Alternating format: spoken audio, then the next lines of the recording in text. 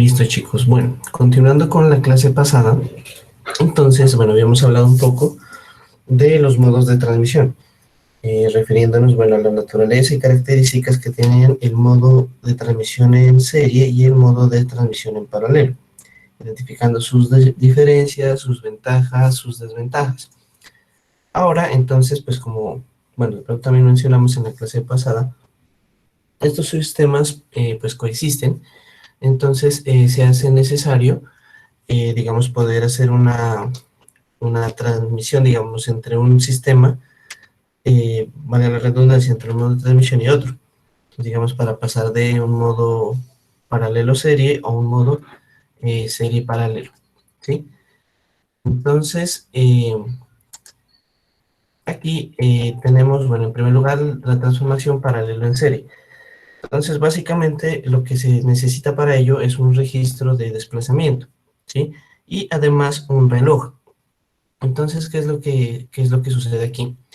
Entonces, mientras tenemos los datos, digamos, separados, cada quien por su modo de transmisión, con un bit, pues, digamos, por cada uno de ellos, para pasarlo a un modo serie, entonces lo que se hace es que cada uno de los bits se van a ir ubicando en cada uno de los ciclos de reloj, en cada uno de estas celdas, ¿sí? Y pues digamos, aquí este registro, ¿sí? Se va a ir desplazando sincrónicamente para ir recibiendo cada uno de los bits que provienen pues del modo en paralelo. Dicho de otra forma, sería como si nosotros, digamos, este registro de desplazamiento fuera como un tren, como un autobús, y que conforme va pasando, digamos, los bits, que serían como los pasajeros, cada uno de ellos se va a ir ubicando en un vagón, en un asiento diferente, ¿sí? Y pues bueno, sincrónicamente va a quedar, pues digamos, a tantos números de bits que vengan del sistema en paralelo, o digamos a tantos pasajeros, entonces cada uno de ellos tiene que ocupar una determinada posición del registro, ¿sí? Entonces, aquí, ¿por qué es importante el reloj? Porque digamos, si por ejemplo el reloj se adelanta, ¿sí? Entonces se va a presentar pérdida de información, ya que bueno, pues digamos que el primer bit no va a entrar en la primera casilla, sino en la segunda, y pues digamos se va a ver desplazado el último bit, perdón, el cual se va a perder. De igual manera, si el, ¿qué? Si el registro se atrasa, ¿cierto? O bueno, el reloj se atrasa, entonces, bueno, el primer bit, pues digamos, va a pasar y no va a entrar en una de las posiciones del registro y pues va a haber pérdida de información, ¿cierto? Bueno, ¿es clara esa parte? ¿O hay alguna pregunta? Es claro, profe. Listo, chicos. Igual, cualquier cosa me preguntan si no ha quedado claro. Listo, entonces, bueno, esto sería lo que es la transmisión paralelo a serie. Transformación, perdón. Bueno, para el caso contrario, entonces, de igual manera, pues vamos a necesitar el registro de desplazamiento, vamos a necesitar el reloj, ¿sí? Salvo que aquí, digamos, los bits, pues digamos, si están en el registro serie, pues van a salir, ¿cierto? A cada uno de los canales en paralelo, ¿sí? Entonces, conforme vaya pasando el registro de desplazamiento, pues van a ir saliendo los bits a cada uno de los canales en paralelo. Dicho de otra manera, pues también sería como si tuviéramos, bueno, igual, o sea, con la analogía anterior, como si esto fuera un bus o fuera un tren. Entonces, conforme va pasando por la estación, por así decirlo, entonces cada uno de los pasajeros o cada uno de los bits se va a ir bajando a su correspondiente estación. Y de igual manera, como en la transformación paralelo serie, la sincronía es importante porque, pues, digamos, si se adelanta, bueno, el último bit se va a perder, o si se atrasa, pues el primer bit se va a perder. Claro que hablando pues de atrasos de solo un ciclo, ¿no? Porque pues si se dan retrasos mayores, pues igual la pérdida de bits va a ser mucho mayor también. ¿Listo? Bueno, entonces hablábamos de que pues teníamos una arquitectura general de los microcontroladores como estructura básica, sin importar qué tan básico o qué tan complejo fuera el microcontrolador o microchip, todos manejan esta estructura base. Ya habíamos descrito, pues bueno, el CPU, las memorias, el reloj, la parte de entradas y salidas, y pues describiendo pues también la capacidad o bueno, la posibilidad de conectarse con el exterior, con dispositivos externos a través de periféricos. También habíamos descrito un poco más lo que era la CPU con su unidad aritmético lógica, su unidad de control y su interacción con los registros. Bueno, a pesar de que habíamos descrito esta característica, ¿cierto? Vamos a ver que pues existen, pues bueno, unas características de cada uno de ellos y además que existen unas familias o bueno, digamos unas dos principales arquitecturas de microcontroladores, que ahora vamos a hablar un poco más de ello. Entonces, hablando de los periféricos, básicamente pues permiten, dependiendo del fabricante, o dotan, digamos, el microcontrolador, el microprocesador, de algunas funciones adicionales, ¿sí? Y como les decía, pues dependiendo del tipo de fabricante, pues van a tener más o menos, o pues incluso, digamos, podríamos decir también que van a tener unas mejores o pues digamos peores características dependiendo del fabricante, ¿sí? Se pueden montar, digamos, de manera externa, ¿sí? Un chip dedicado, y se pueden conectar al microcontrolador, ¿sí? Bueno, hablando del oscilador, sí, bueno, aquí de pronto vamos a hacer una diferencia que también con un elemento que está más adelante, de lo que es el oscilador y de lo que es el temporizador, sí, que de pronto uno pues los tiende a asociar como al factor de tiempo, pero no necesariamente son lo mismo, o sea, están ligadas, pero no están dedicadas como a la misma tarea. Entonces tenemos aquí en primer lugar al oscilador, ¿sí? Entonces ya habíamos mencionado el reloj, ¿cierto? Para los procesos de transformación. Sin embargo, el reloj, pues digamos, ya hablando en términos de código, es el que se encarga, pues digamos, de sincronizar y de ejecutar, pues línea por línea, dicho código, ¿no? Entonces, aquí es donde el oscilador, bueno, pues es el reloj que se va a encargar, ¿cierto? De ejecutar, pues línea por línea ese código. Entonces, lo que llamamos aquí reloj consiste en un tren de pulso, ¿cierto? Que va a marcar la velocidad a la cual la CPU trabaja, ¿sí? Entonces, esa señal, pues la consigue a través del oscilador, ¿sí? Normalmente, ese oscilador, pues ya viene integrado al microcontrolador y pues suele ser suficiente, pues para la mayoría de aplicaciones que se desarrollan. Sin embargo, para aplicaciones de pronto más que les dijera yo, pues un poco más complicadas o más sofisticadas, se puede implementar un oscilador de manera externa. Bueno, en esta parte les voy a mostrar, bueno, algo adelantándonos un poco. Por ahí en un momento voy a buscar aquí, voy a dejar de compartir esto.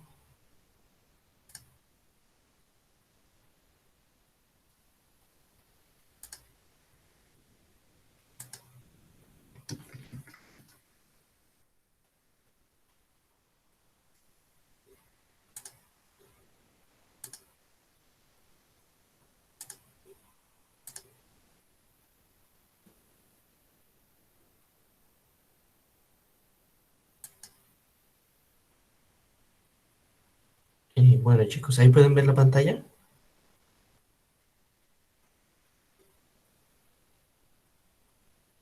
Sí, profe.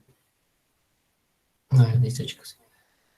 Bueno, entonces miren, lo que les quería mostrar aquí básicamente es como una imagen de un Arduino, como les decía, adelantándonos un poco.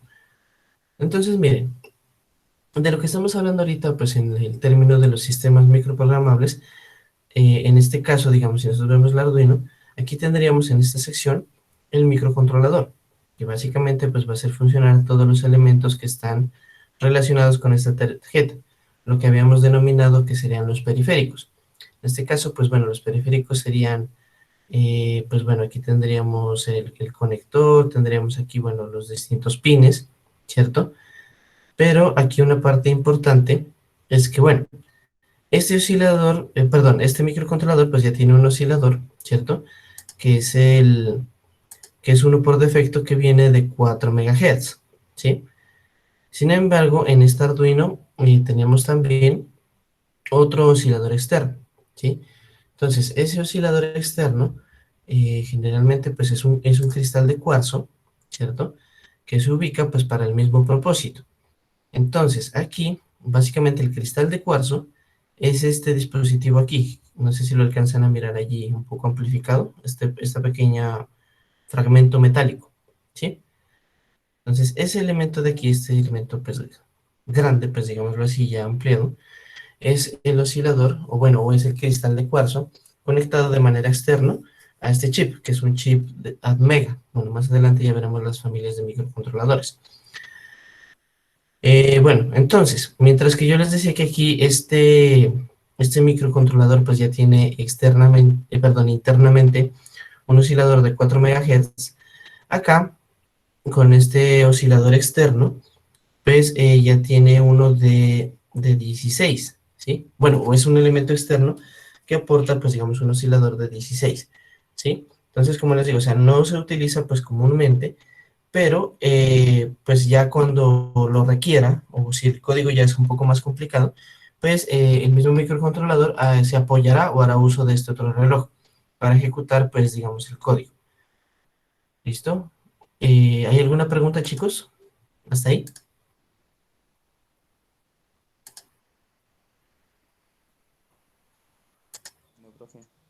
No, profe. Vale, chicos. Listo. Bueno, entonces eso era como para hacer como una descripción un poco más gráfica de cómo es un oscilador. Pero bueno, entonces para aclarar que ese es como el reloj para el control de procesos y de desarrollo del código. Pasando a lo siguiente, entonces también podemos encontrar que viene un conversor análogo digital. Entonces, como bien sabemos, ya habíamos mencionado, que pues a través de los sensores se perciben fenómenos reales y que digamos, estas señales y todo eso, pues básicamente son señales de corriente, señales de voltaje, ¿sí? Entonces, estas señales son de tipo continuo, o sea, son de tipo análogo, ¿sí? Y pues digamos que a través de este dispositivo, de este elemento del microcontrolador, se puede convertir esos voltajes, ¿sí? Digamos que no son digitales, pues ya ponerlos en valores discretos, ¿sí? Entonces, digamos que esto como base dentro de los microcontroladores, comúnmente estos conversores son de gran precisión, ¿sí? Porque si no, pues digamos, con algo tan fundamental, con una tarea tan básica que tiene que tener el microcontrolador, pues sería muy delicado que no la pudiera hacer, ¿no? Hablando, digamos, de aplicaciones, bueno, existen algunas muy concretas, por ejemplo, lo que son los osciloscopios digitales, ¿sí?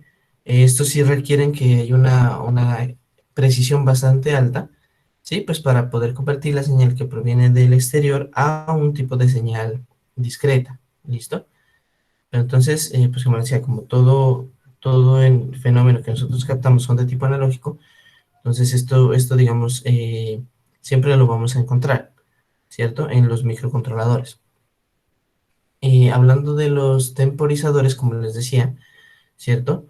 Eh, Estos, digamos, a pesar de que su nombre relacione directamente al tiempo, ¿sí? Lo que hace realmente el temporizador es administrar, ¿cierto? Los procesos que ejecuta el microprocesador, ¿sí? O sea, ser como un administrador de tareas, ¿sí? A fin de, digamos, sincronizar cuándo empieza a desarrollarse una tarea, cuándo esta termina y cuándo, digamos, se va a empezar a desarrollar la siguiente, ¿sí? Entonces, como les digo, es más que todo una sincronización de procesos, una sincronización de tareas, ¿sí? ¿Es clara esa parte, chicos?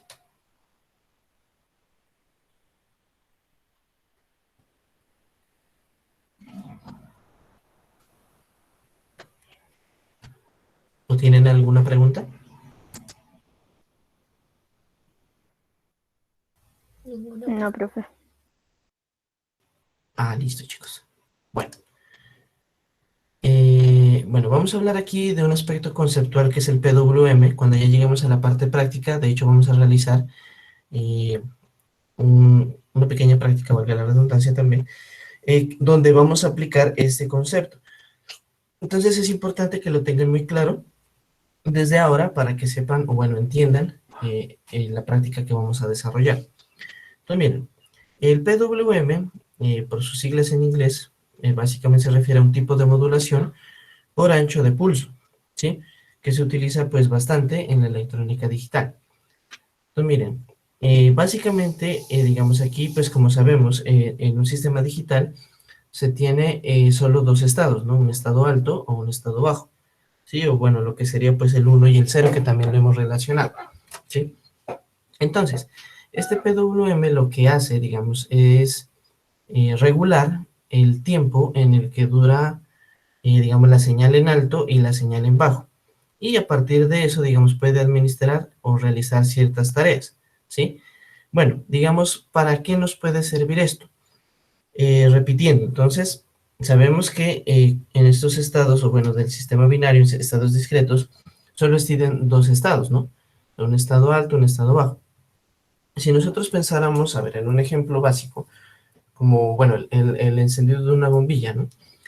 Si nosotros vemos, pues digamos, si fuera una señal de tipo analógico, ¿cierto? En una bombilla, si nosotros reguláramos la amplitud de la señal, ¿cierto? Podríamos regular la intensidad con que la bombilla se enciende o se apaga. O sea, tener, bueno, máxima iluminación o una iluminación más baja, ¿sí? Entonces, si nosotros lo pensamos desde el punto de vista digital, pues, pues de manera básica no lo podríamos hacer porque, pues, repito, tenemos un estado alto, un estado bajo. Si pensamos en el bombillo, tendríamos encendido o apagado. Entonces, para poder hacer eso, digamos que se atenúe la luz, o sea, que produzca menor intensidad, para eso, digamos, para este caso, se podría hacer con PWM. Entonces, básicamente, como les decía, se regula la duración de alto y bajo. Entonces, esos periodos, digamos, de alto, se pueden manejar a ciertas frecuencias o cierto tiempo, y pues digamos que como este fenómeno pasa tan rápido, ese ciclo, ¿cierto? Se genera como la ilusión óptica, ¿sí? De que la intensidad del bombillo de pronto se está regulando y es un poco más tenue, y, no es, y digamos que se puede regular, o sea, que brille más o brille menos, ¿sí? Todo depende de esto, del PWM. Pero bueno, siendo más técnico, entonces dentro del PWM, una vez, digamos, explicado en qué consiste de manera básica, aquí hablamos de que esa duración del periodo en alto con respecto al periodo en bajo se denomina ciclo de trabajo o duty cycle, ¿sí? Entonces, dependiendo de la duración, ¿cierto? Esto se da en porcentajes, ese ciclo de trabajo. Entonces, si nosotros tuviéramos una señal cuadrada perfecta, o sea, que dure lo mismo la parte alta con la parte baja, ¿sí? Podríamos decir que tenemos un ciclo de trabajo del 50%, ¿sí? O sea, que la mitad del tiempo está durando en alto y la otra mitad del tiempo está durando en bajo, ¿sí? Entonces, aquí, digamos, para el ejemplo que tenemos en la diapositiva, aquí en la parte gráfica, como se mira, digamos, el tiempo en alto con respecto al bajo, o sea que vamos a mirar, digamos, o bueno, ese porcentaje lo vamos a dar en relación, digamos, de la duración del alto con respecto al bajo. Entonces vemos aquí en esta gráfica que el tiempo, el periodo, digamos, del 1 o del alto, es más corto que el periodo en bajo, ¿sí? Entonces, si esto se tomara como un 100%, este ciclo, sí, podríamos decir que aproximadamente el alto o el uno dura pues aproximadamente como un 33% del tiempo total, ¿sí? Entonces el duty cycle o ciclo de trabajo de esta señal o de este PWM es del 33%, ¿sí? Entonces recordemos que aquí, digamos, cuando ya utilicemos la técnica del PWM, yo puedo controlar a voluntad cuánto va a durar en alto con respecto al bajo, si va a durar mucho o va a durar poco, ¿sí? Entonces, bueno, aquí les acababa de dar un ejemplo. También se podría, digamos, relacionar o se podría utilizar si yo quiero controlar una electroválvula. O sea, una electroválvula viene a ser lo que sería un grifo. Entonces, que yo un grifo, pues yo, digamos, dependiendo de si lo abro poco o lo abro mucho, pues voy a tener más o menos cantidad de agua, ¿cierto? O mayor intensidad en el flujo del agua. Pero entonces, lo mismo, así como hablamos con el bombillo, una electroválvula también solo tiene dos estados, o tiene un estado abierto o un estado cerrado. Pero si nosotros utilizáramos la técnica del PWM, pues también podríamos regular que esa válvula se abra poco o mucho, ¿sí? Entonces todo eso va a depender de esto del PWM y pues por supuesto del ciclo de trabajo. ¿Esa parte sí queda clara o tiene alguna pregunta?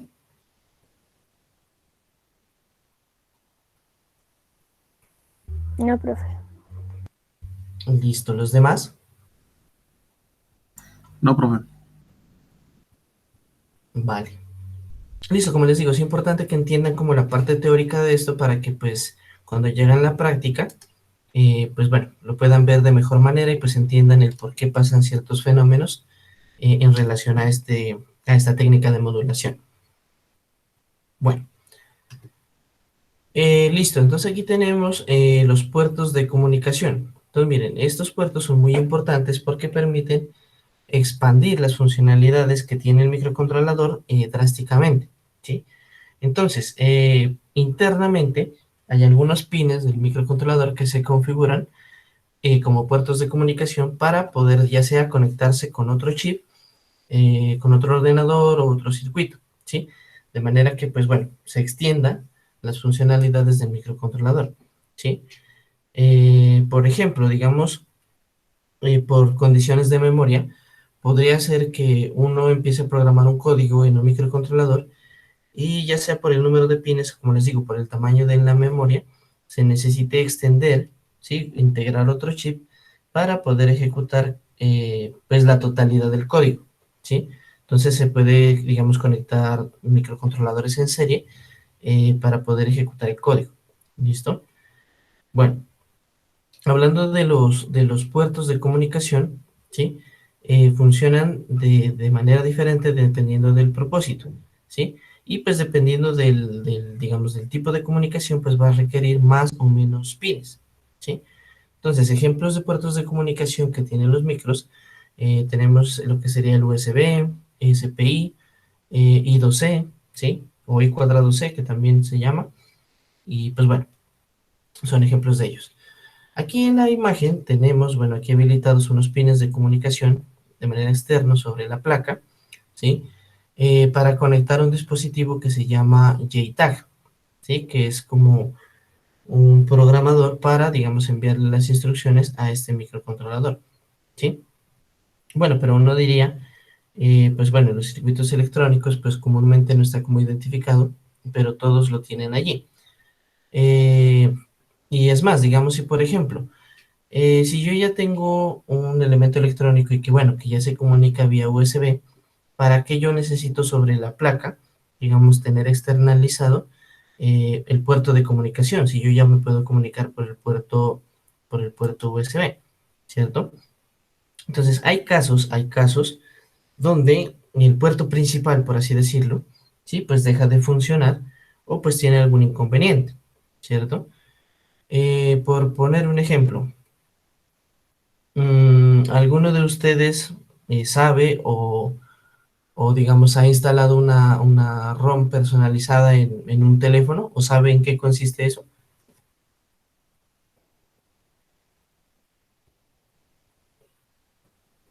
Si quieren pueden escribir por el chat los que, bueno, los que sí, los que no, pues si no, ahorita comento un poco de eso.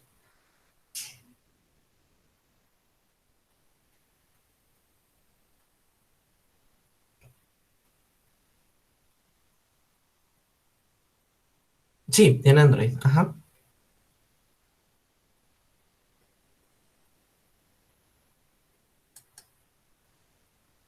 Listo, bueno, Andrés dice que sí, los demás, sí o no.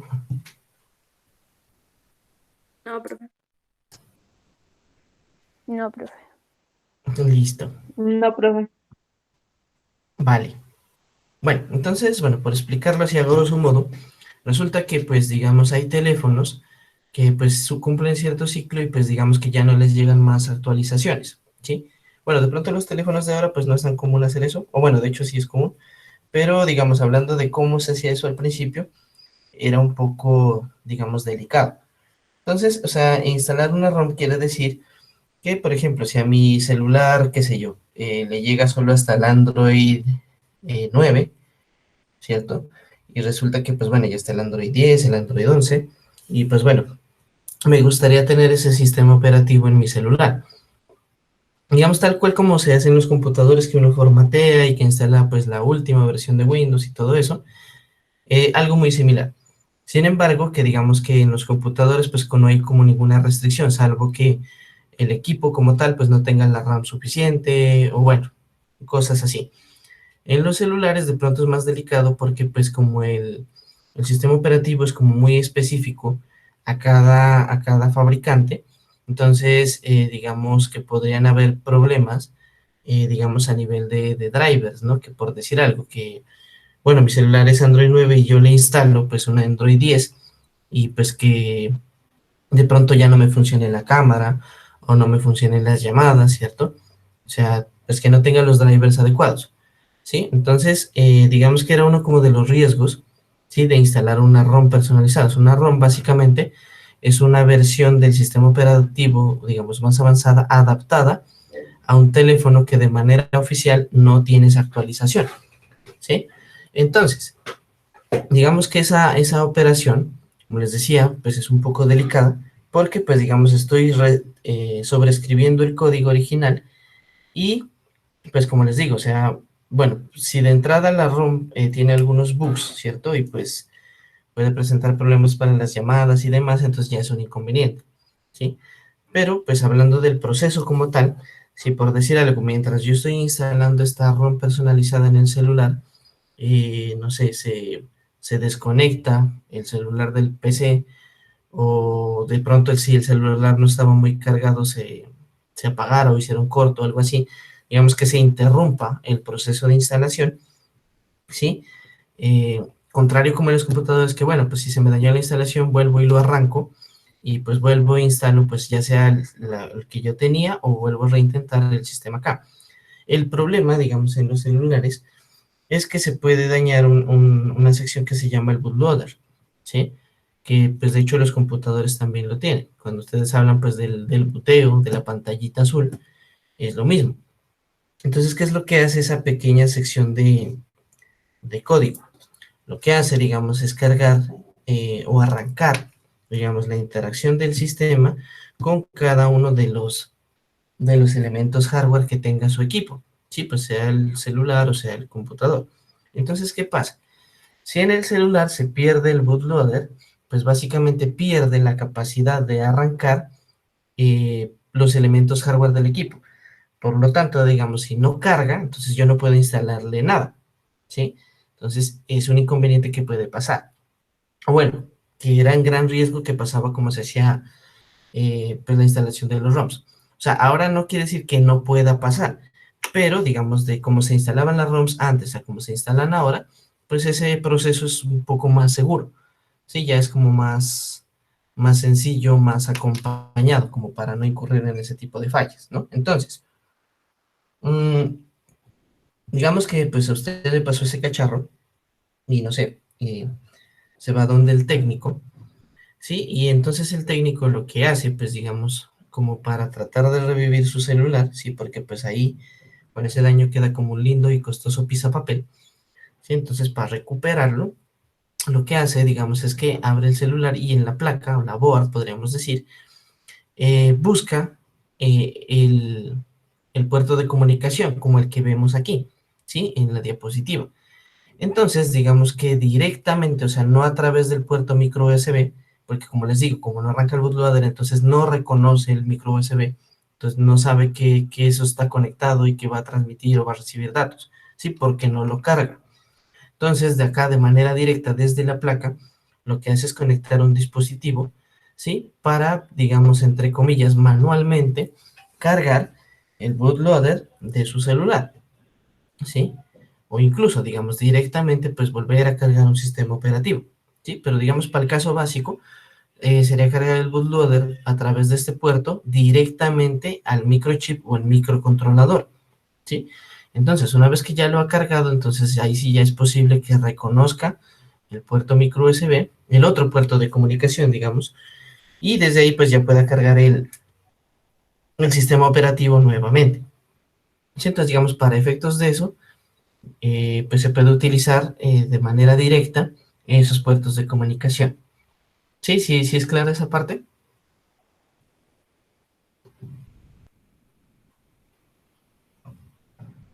Sí, profe. Sí, profe. Vale, chicos. Listo. Entonces, bueno, ahí tenemos un ejemplo de ello. Continuando, entonces ya que hemos hablado de toda de esta parte, Entonces vamos a hablar ya de lo que habíamos mencionado de los registros, ¿sí? Entonces básicamente un registro es una celda de memoria dentro del circuito electrónico que me permite memorizar el estado de un byte, ¿sí? Entonces, como vemos aquí, el registro pues comúnmente tiene un tamaño de 8 celdas, ¿sí? O pues bueno, para encasillar pues 8 bits para completar un byte, ¿vale? Eso es lo que es el registro. Y por eso es que nosotros pues vamos a hablar pues de pronto más directamente, más que, bueno, sí vamos a hablar de bits y todo eso, pero pues vamos a utilizar mucho la expresión o digamos la definición del registro. Y con mayor razón cuando ya empecemos a desarrollar los códigos para el microcontrolador. Entonces básicamente es eso, y pues dentro de la CPU vamos a encontrar distintos registros sobre los cuales pues vamos a interactuar. Algunos de ellos pues tienen instrucciones, algunos otros pues nos van a permitir digamos alojar instrucciones dentro de ellos, ¿sí? Para que el reconocimiento y ejecución desde la CPU. Entonces, hablando de eso, entonces tenemos lo que son los registros SFR. Son registros especiales, ¿cierto? Pues básicamente, estos registros ya vienen precargados con alguna función específica predeterminada por el fabricante, ¿sí? Entonces, estos registros están conectados a los circuitos internos del microcontrolador, o sea, son los que se encargan de administrar ese tipo de cosas, ¿sí? Como los temporizadores, como los convertidores, los osciladores, o sea, elementos que ya son básicos dentro de la estructura del microcontrolador, ¿sí? Entonces, digamos, es muy similar al ejemplo que les acababa de dar. Sí, digamos que cuando se sobrescriben, digamos, esos registros de comunicación y no se alcanza a hacer como la función completa, pasan los problemas como los que les mencionaba, ¿sí? Que se pierde pues la interacción del hardware porque pues el registro no está bien escrito o no está especificado como tal, digamos, como un registro especial, ¿sí? O sea, no tiene el valor que debería tener para poder interactuar o para poder funcionar dentro del microcontrolador, ¿sí? Entonces, aquí, pues esos registros SFR, pues digamos que tienen una correspondencia directa con un pin físico. Entonces, digamos, si yo tengo un registro SFR con 4 pines que son de comunicación, entonces esos 4 pines corresponderán pues a una celda, a una posición dentro del registro SFR, o sea, específicamente orientado para la comunicación, o ya sea, pues bueno, para el temporizador, para el convertidor analógico digital que ya hemos mencionado. O sea, lo que hay que resaltar entonces es que esos registros especiales tienen una función especial que ya viene predeterminada por el fabricante, ¿sí? Entonces, cuando veamos ya un poco más la estructura del código, bueno, del PIC en el que nos vamos a centrar, pues vamos a retomar esta parte y, bueno, digamos, cuáles podrían ser los inconvenientes de sobreescribir estos registros, ¿vale? Pero pues cuando ya especificamos un poco más esto. De momento, pues entender esa parte básica y, pues, digamos, la naturaleza de estos registros SFR. Bueno, tenemos los puertos de entrada y salida. Como habíamos dicho, pues es importante que el microcontrolador pues pueda interactuar de manera externa con otros periféricos, ¿sí? Y pues bueno, digamos, dependiendo del tamaño y del tipo de microcontrolador, pues va a tener más o menos registros, ¿sí? Que acá ya en el contexto o pues en este escenario ya se denominan puertos para conectar los pines del microcontrolador. Recordemos que yo les decía que pues a los registros hay una correspondencia física, y esa correspondencia física pues son los pines o las paticas del microcontrolador, que por eso vuelvo y repito, dependiendo del fabricante y dependiendo del tipo de chip, pues va a tener más o menos puertos, o dicho ya en términos de software, pues va a tener más o menos registros, ¿sí? Para poder configurar. Entonces, perdón. Entonces aquí, estos puertos, digamos que yo puedo programar o utilizar, se denominan puertos de entrada y salida. Entonces, básicamente, es porque pues yo puedo cambiar la naturaleza de esos pines como yo quiera, ¿sí? O sea configurarlos como entrada o configurarlos como salida, ¿sí? Entonces, aquí, digamos, para el ejemplo, por ejemplo, digamos, yo voy a conectar a ese microcontrolador unos LEDs y unos sensores o unos pulsadores también, unos botones, ¿cierto? Entonces, bueno, aquí les voy a preguntar algo. Hablemos de los LEDs primero. Entonces, listo, si yo conectara los LEDs a ese microcontrolador, ¿cómo debería configurarlos? ¿Como entradas o como salidas? Los LEDs.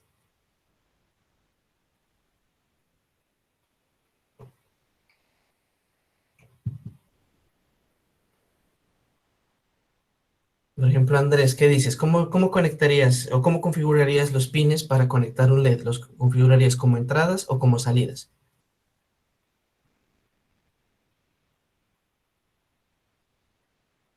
Qué pena, profe, me pregunta a mí.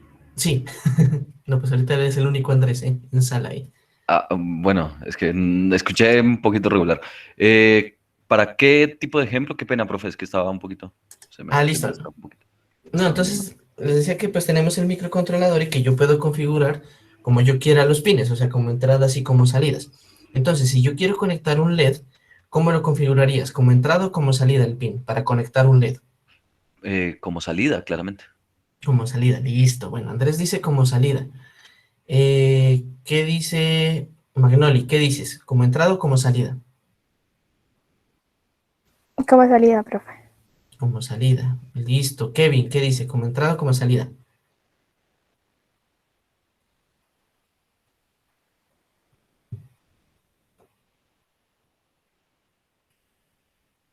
Bueno, se nos perdió Kevin. Emerson, ¿qué dices? ¿Como entrada o como salida? Salida, profe. Como salida.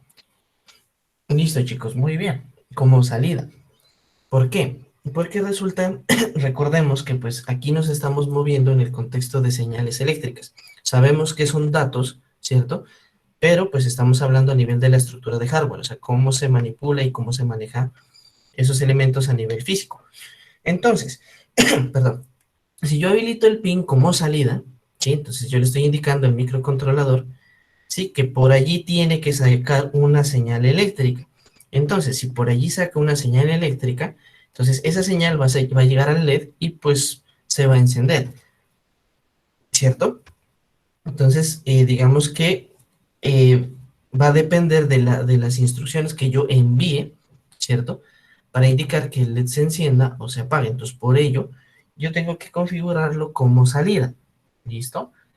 A ver, hablemos del sensor. Bueno, si yo conectara un sensor, bueno, el pin o la patica donde va a ir conectado el sensor, ¿cómo lo configuraría? ¿Como entrada o como salida? Dice, a ver, Joana. ¿Qué dices, Joana? ¿Como entrada o como salida para un sensor?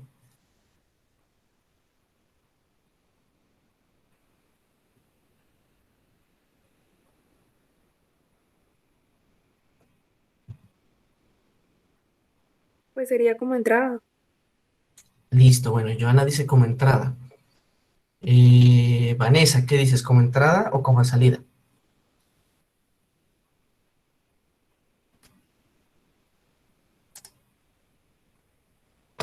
Como entrada. Como entrada, listo. A ver, Juliana, ¿qué dices? ¿Como entrada o como salida?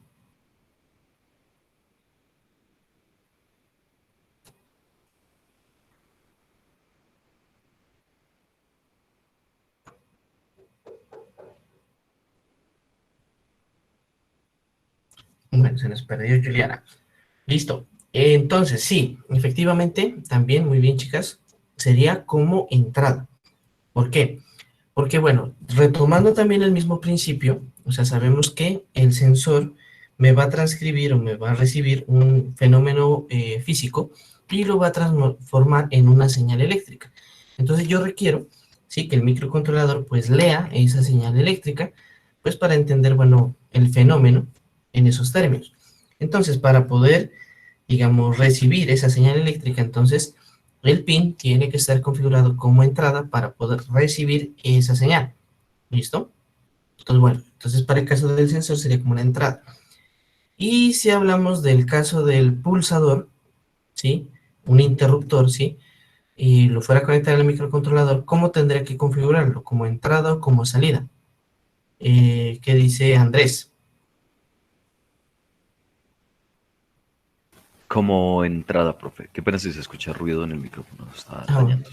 vale, no te preocupes. Listo, bueno, Andrés dice como entrada para el caso de un switch o de un interruptor. Emerson, ¿qué dices? ¿Como entrada o como salida?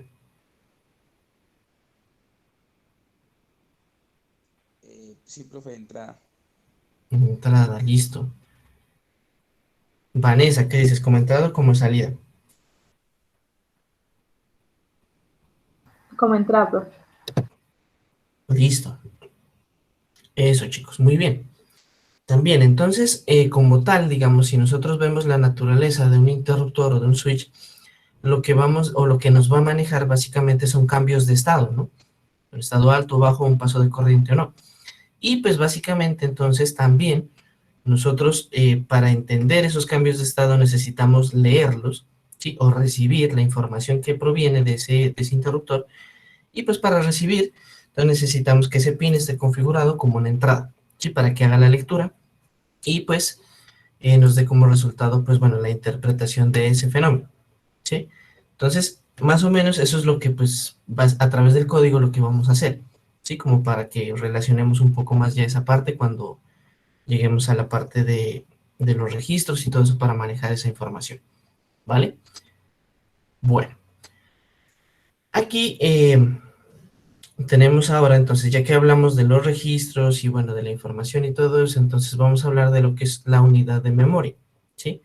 Entonces, como su nombre lo indica, es una sección del microcontrolador para almacenar datos, ¿sí?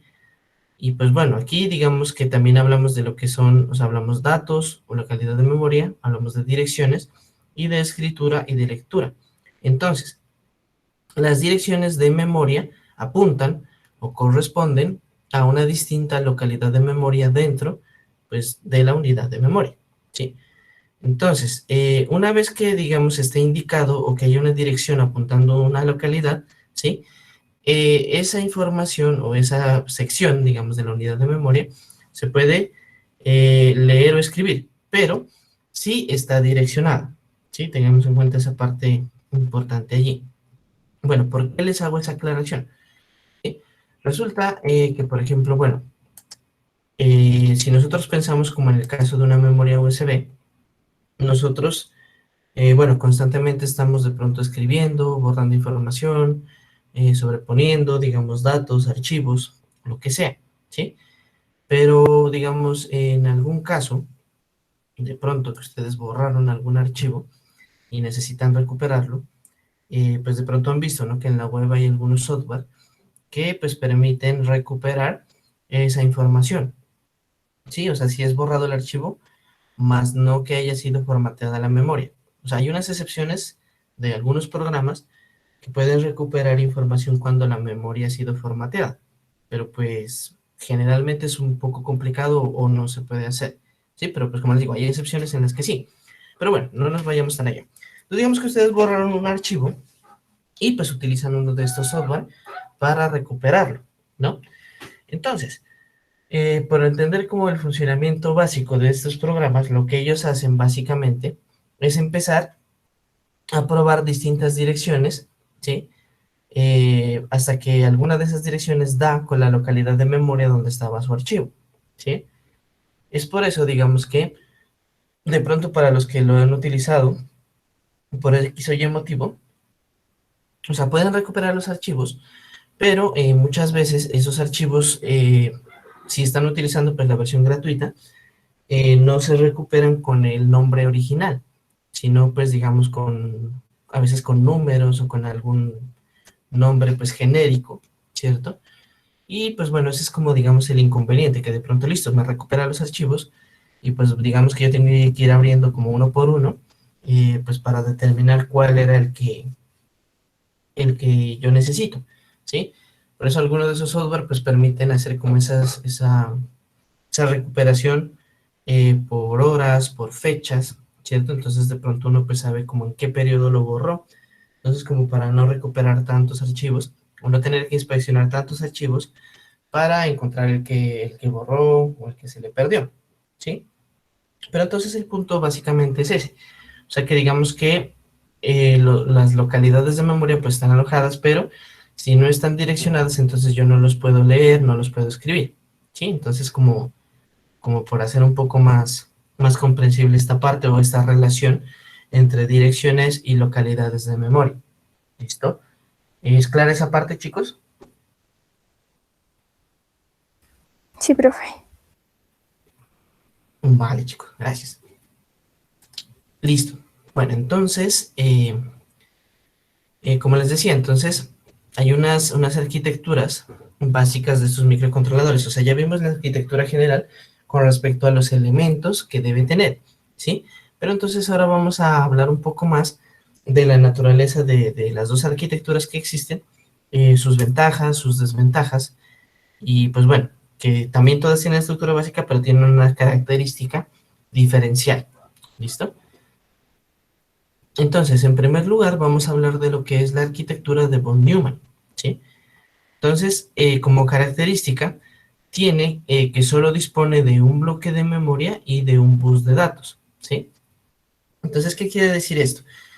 Resulta que, bueno, aquí tenemos nuestra CPU, acá tenemos nuestra unidad de memoria, y pues aquí el bus de comunicación entre la unidad y la memoria, ¿sí? Pero entonces, al solo tener un bus de datos, ¿sí?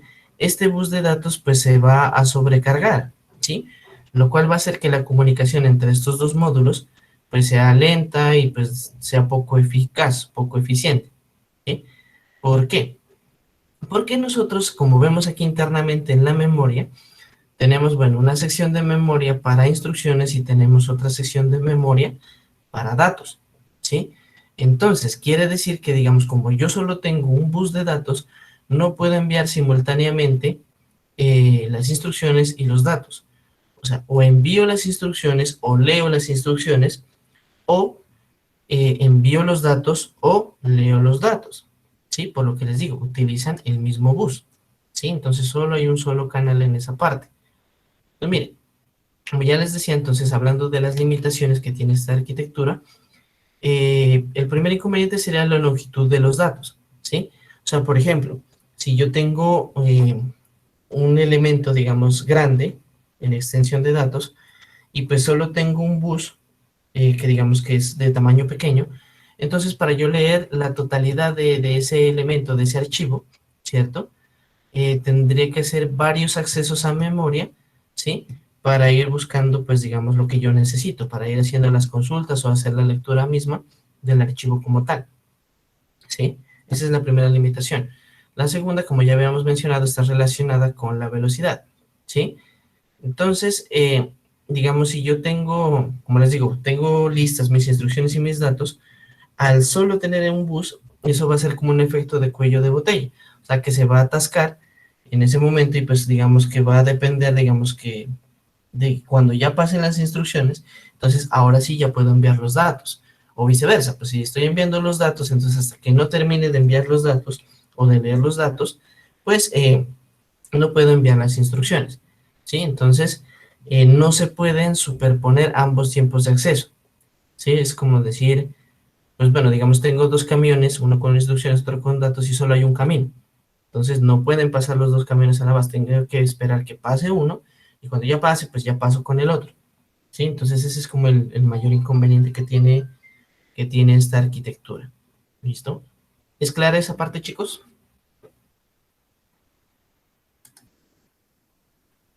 Sí, profe. Sí, profe. Vale, chicos. Bueno, ahora entonces vamos a hablar de lo que es la arquitectura Harvard, ¿no? Entonces, miren, en esta arquitectura, pues como primer cambio ya vamos a ver que ya tiene dos buses diferentes, ¿sí? Bueno, uno de estos buses de datos es de 8 bits de ancho y se conecta pues a la CPU para transmisión de datos, ¿sí? El de 8 bits. Y el otro tiene varias líneas, que puede ser de 12, de 14 o de 16. Y este bus, perdón, este bus es el encargado de enviar, o bueno, el de manejar la memoria de instrucciones. ¿Listo? Entonces, bueno, en primer lugar, pues listo, ya podemos hacer ahora la lectura, escritura, ¿cierto? De instrucciones y de datos en la memoria al mismo tiempo, ¿sí? Eso es lo primero porque ya tengo mis dos buses independientes. Aquí lo podemos ver en el gráfico. Entonces por aquí ya tengo mi memoria de datos a un lado, la memoria de instrucciones al otro, y pues cada quien con su propio bus. Sí, el bus de control y pues bueno, el de direcciones y todo, toda esa parte, ¿no? Entonces, teniendo en cuenta que el bus de datos, perdón, acá al lado de acá, el bus de datos es de 8 bits, ¿cierto? Entonces, los datos que se puedan enviar dependen del tamaño de ese bus. O sea que entonces por ese bus solo se van a poder enviar palabras, por así decirlo, de 8 bits. ¿Listo? Porque el ancho del canal así lo determina. ¿Vale? Entonces, de alguna manera es por eso que nosotros manejamos como ese estándar de mover la información o los datos en bytes, o sea, o en tamaños de 8 bits. Pero bueno, entonces, aquí de pronto ya surge la pregunta, ¿no? Si ya tengo los dos buses independientes, ¿por qué uno es más grande que el otro? O sea, si ya habíamos dicho que, bueno, que el de datos es de 8 bits y el de control, pues que puede ser de 12, de 14 o de 16, ¿sí?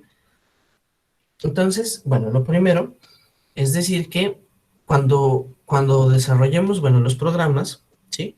O bueno, cuando se desarrollan los programas, bueno, estos se compilan y posteriormente se almacenan en memoria, ¿sí? Pues para poder ser utilizados.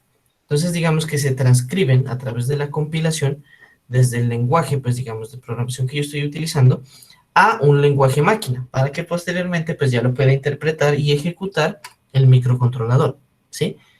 Entonces, hablando de lo que les decía ahorita, de la inquietud del tamaño más grande del bus de instrucciones con respecto al bus de datos, es que, bueno, digamos, si nosotros tomamos como referencia los 8 bits, ¿cierto?